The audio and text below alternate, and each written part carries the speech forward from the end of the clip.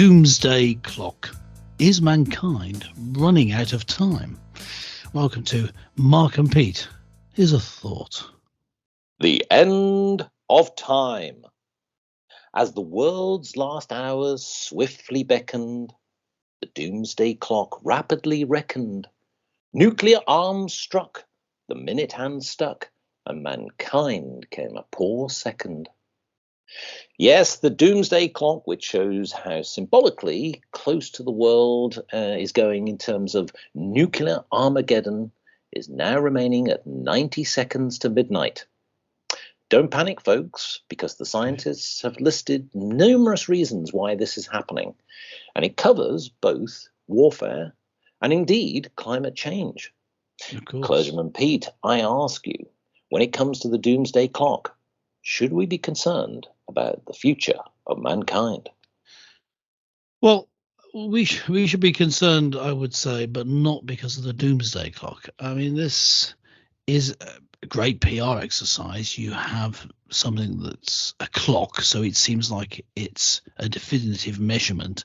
You put into it a little bit of data, people's opinions about it, and you end up with this time to midnight, whereby people are saying that the world is more dangerous now or less dangerous, but it's just someone's opinion. So should we be worried? Well, yes, but not because of that. Yes. Well, this was actually developed and created by Robert Oppenheimer. Yes, the man himself, back in 1947. But he also produced this methodology, working with US scientists, that the idea being it would be a calculation of where the world potentially, if the clock hit midnight, that there would be this complete Armageddon. Now, Clergyman Pete, when we go back to 1947, here's a few questions for you. First of all, how many minutes to midnight was the actual clock in 1947? 10. Not bad. It was actually 7. Oh, right. That was pure guess. Now, I'm just going to move on for 2 years. 1949. What was the clock at that point? 5. 5-2. Well, it's not a bad guess. It's actually 3 minutes. And the reason for that is the calculation was it was Soviet's first nuclear test. Now, let's leap on a little bit more, because ironically the clock has actually moved in and out towards the actual striking of midnight. Now, if I go to, say, for example, let's pick another one. Let's say 2007. Where do you think that stood? I would say it's moved back again. So I'm going for let's say it's gone back to 3. Well, ironically, it's 90 seconds to midnight. And the reason being is that at the time, North Korea conducted a nuclear test. So, of course, the calculation methodology was such that people were concerned. Now, okay, we're back to 90 seconds to midnight. And there's a number of reasons. One, there's the Ukraine war. There's also climate change, AI concerns. So when you think about where we as a world are facing all of these potential atrocities, should we be really concerned as citizens? And more importantly, what should we do?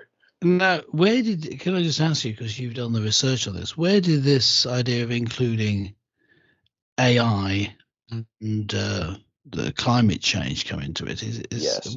Where has this come from? The people who run this Armageddon plot? Well, correct. I think that this makes it. Before I was saying, well, it's just opinion. Now it's entirely risible, isn't it? It's complete nonsense. Just because you don't understand something, so you are worried about it, that means that it's dangerous. Okay. Think about AI. I don't. Well, it doesn't seem to me that they've thought this through. They've just had an emotional knee-jerk reaction and said, "We're worried." There are many people in white coats, not just there to take you away, but that are there as part of what's actually called the Bulletin of the atomic scientists. They are the ones who set the clock annually. Now, here's another question for you, and I can see the concern here because there's one key component Go on which then. is the estimated global nuclear warhead inventories.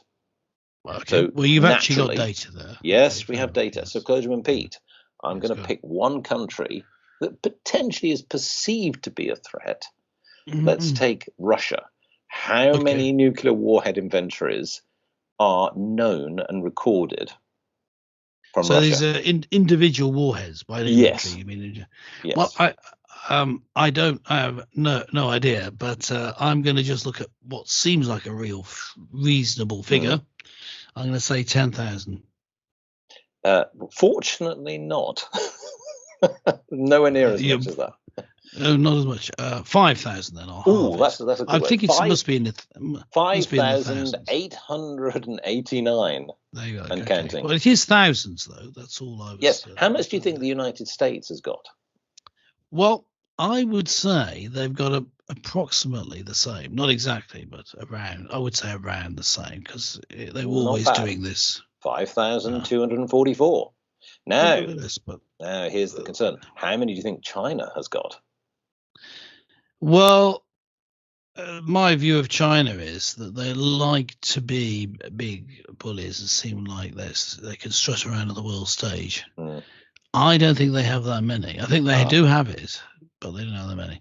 I'm going to say so. There were 5,000 and something. The two big guys, Yes. Russia and America. So I'm going to say 500. Oh, that's very close. It's 410 actually. So I'm actually going to come to the United Kingdom. Okay. How many? How many do I'm you think? surprised, but I'm doing well here. You're Keep doing going. reasonably well, Yeah. apart from the first guess. But the Oh, yes. United Kingdom, how many do you think the United Kingdom has got? Well, I don't think we're one of the big boys. So I'm going to. This is my methodology. Having thought that, you see, my methodology. You think of the way I'm looking at this. I'm looking Yes. at data, then I'm coming up with a totally baseless opinion. That's what these Doomsday Clock people are doing. Anyway, my baseless opinion is because I don't think the UK is one of the big boys, I'm going to halve Russia's amount and say 250. 250. Yeah. Yeah. Well, it has 225. Look at that. You see, my methodology works. I'm as good as the Doomsday Clock people. Well, of course, what we have to be careful of here is that that's what's known, not necessarily what is reality. Oh yes, we may. It may be that maybe we don't have any at all. It's all. Now the thing here is that whilst that this seems like an apocalyptic number that we're all talking about, doesn't mean necessarily that puts the world a greater threat. It is a deterrent. So you might even argue: is there any point in nuclear weapons? As we know, through the 1960s and even in the 1970s, there were many campaigns against nuclear weapons. So, do you think that by having more actually defends you better, or potentially wards off any threat? Well, this is the problem. You see, you can't forget the technology does exist. So if you say, "All right, we're all not. Let's have an agreement. Let's none of us have any nuclear weapons," someone will either lie and they've really kept them, yes, or someone else will develop them. So you can't do it. You can't go back to not having them. So you need to have them. In all, and I think the deterrent thing does work. Actually, it's similar though to the idea in the United States of the right to bear arms, which was, of course, in other countries, and they took that right from the UK's Bill of Rights from our constitution.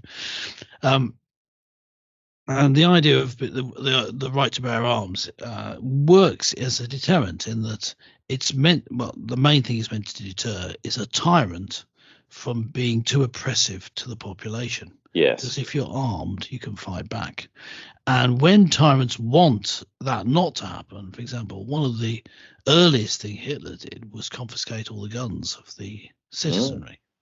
And so deterrents like that do work. Just you can see why it works in the human psyche. You say, well, if I want, it's like the psyche of a bully. If you want to go and bully someone, you don't bully the person who's capable of fighting back.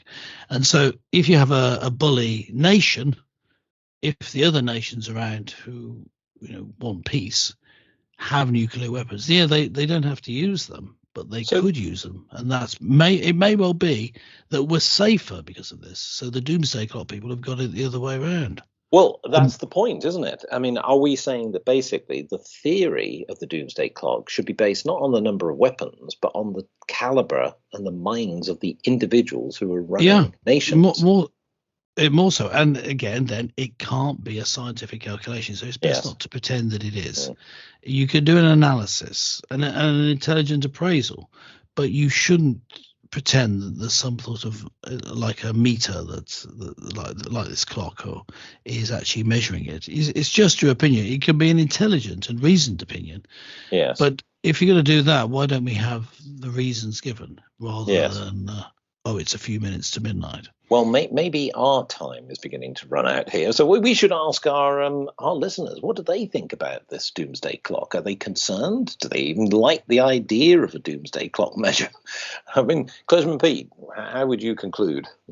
Well, I would conclude that yes, it is worrying if people have deadly weapons which are of such a scale and number. But this way of treating it with the Doomsday Clock, I think, simplifies it too much, and as we've just said, could actually come up with the wrong conclusion. So I think they should stop doing it. I just don't think it's effective. But yes, please give your opinions, gentle listener. Go to markandpete.com. Just check that you're subscribed, and you can leave a comment on this and every episode, and make sure you do it before it reaches midnight.